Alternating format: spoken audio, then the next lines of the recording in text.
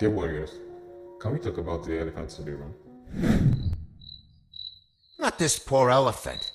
The same reason why when we go to the hospitals, the doctors do not see our cases as an emergency. When we react and we demand for our pain medications, that's the same reason why they delay, why they don't give us the required dose that we might request for. And sometimes they think we're overreacting. The big elephant in the room is our dependency to our pain medications. Is that a good thing or is that a bad thing? In case you don't know me, I'm Tom and I'm over 35 years old. Living with sickle cell all through my life.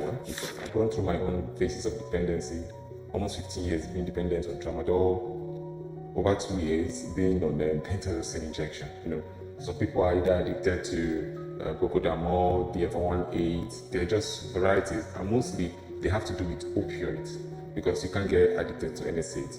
These are non-steroidal, anti-inflammatory, whatever. You don't get addicted to those ones. But these other ones that test for opioids, opiums, and all that, they have the high tendency for addiction. What are opioids? Opioids, sometimes called narcotics, are a class of drugs that are chemicals, natural or synthetic, that interact with nerve cells that have the potential to reduce pain. Healthcare providers typically prescribe opioids to manage moderate to severe pain. However, opioids can become addictive because they not only dull pain, but also produce a sense of euphoria. This, combined with tolerance build, needing to increase doses to produce the same effect, can lead to opioid use disorder. Because of this, providers have modified their prescribing practices to reduce the length and strength of opioids to try to prevent addiction. So my own addiction to tramadol started as a prescription that the doctor prescribed for me when I was 16, and I had discovered that I had vascular necrosis of the left femur, this hip joint.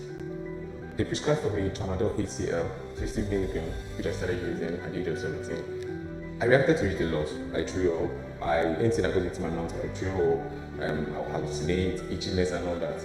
But I discovered that it was working for the pain of the ABN, and therefore I stuck by it. Come rain, come sunshine, I was taking it every day.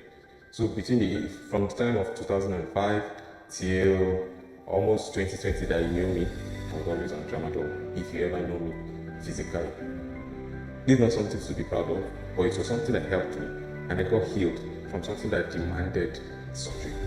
Coming down to my pentazocine journey, it was after a prolonged crisis I had at the hospital. Although when I was discharged, the pains were still there, but the major threat was already past. So they didn't want to keep me in the hospital. They discharged me and I had to go home. But I needed that injection that they were giving to me at the hospital. So I called and I got what I wanted. And I started getting it. And I started getting it. And I got more of it. From 1 ampoule, 2 ampoules, If I did IM, intramuscular, I don't feel it as fast as I would intravenous through the veins. I have a lot of scars to prove this on my body everywhere. From my shoulders downwards, you will see these scars that were caused by the accidents of trying to get the veins or forcing the injection into my body, burning my skin, creating scars and all that. A lot of people go about with sores, with ulcerations, and these are products of using pentazocine injection. You do not need it in your life. I went to the hospital where we did therapy and all that. But the major thing was there was something I was holding on to that the pentazocine was latching onto, which was I had a severe anxiety and I started taking pentazocine up to 5 IV I could take at once, and I was still dry. Yes, that was how bad it was. I'll be in a meeting and I was excuse myself, go to the restroom, go and take what I need to take and come back, just because I didn't want to feel any anxiety or any pressure from inside. If you analyze it with yourself, the money you spend on your medications that are unnecessary, I'm talking about the ones that you're dependent on, the cost of buying it regularly in a month, can you accumulate and know how much it costs you? What about the attack it does to your self-confidence? What about the other side effects of it? What about the brain cells you're losing? Are you being productive? Are you putting in maximum attention into your productive life? Are you being productive in your career, in your school, in your job, in whatever you're doing? If these things tilt towards the negative, then you should know it's a bad thing and you should do something about it. This life now one. As this life now one. Now so it's either you make and switch for yourself or you make and the other way for yourself. All I know is that we are co-captains, sailing our boat, sailing our ships. Instead of take matters into your hands and take actions towards overcoming these things, or you continue to be its slave, its servant for the rest of your life. But this is not something that you should be left without help. And that is why we're here. And that is what I want to guide you. Just a few weeks of counseling, just a few weeks of training, telling you what to do, when to do, calling you and checking up on you and all that.